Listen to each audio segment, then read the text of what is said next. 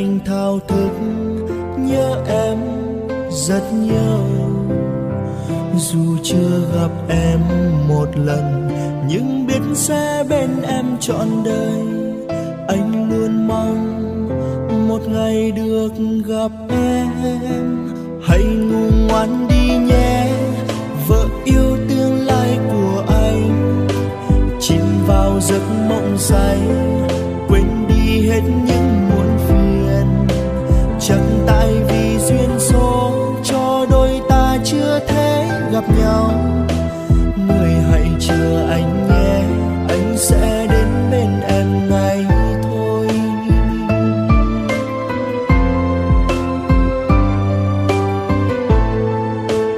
Nhiều ngày dài trông ngóng, anh chỉ muốn thấy em một lần. Để vơi nỗi nhớ thương, mong gặp em trong những giấc mơ. Dù rằng lòng vẫn biết chưa đến lúc ta là của nhau, nhưng rất muốn bên em để cùng em sớt chia buồn vui. Lòng chẳng hề lo lắng em nơi đó đã yêu ai chưa. Anh vẫn chỉ cô đơn là vì em có biết không? Chờ từng ngày trôi đi, mong đến lúc anh gặp được em. Anh sẽ nói với em anh yêu em từ rất lâu rồi.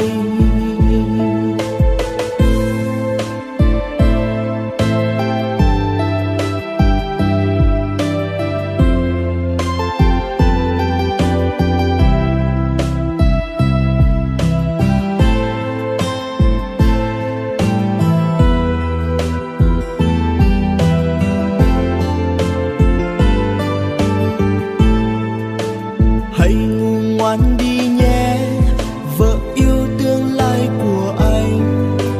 Chìm vào giấc mộng say, quên đi hết những muộn phiền. Chẳng tại vì duyên số cho đôi ta chưa thể gặp nhau. Người hãy chờ anh nhé, anh sẽ đến bên em ngay thôi.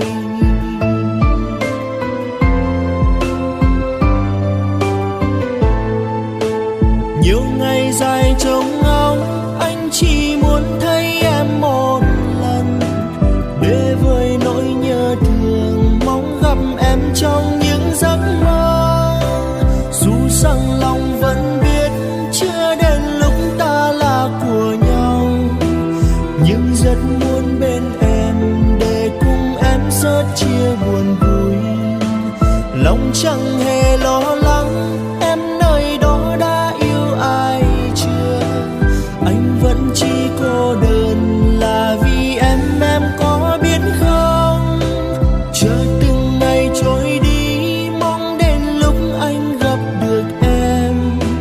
Anh sẽ nói với em anh yêu em từ rất lâu rồi. Nhiều ngày dài trông ngóng, anh chỉ muốn thấy em một lần. Để vơi nỗi nhớ thương, gặp em trong giấc mơ. Dù rằng lòng vẫn biết chưa đến lúc ta là của nhau, nhưng rất muốn bên em để cùng em sớt chia buồn vui. Lòng chẳng hề lo lắng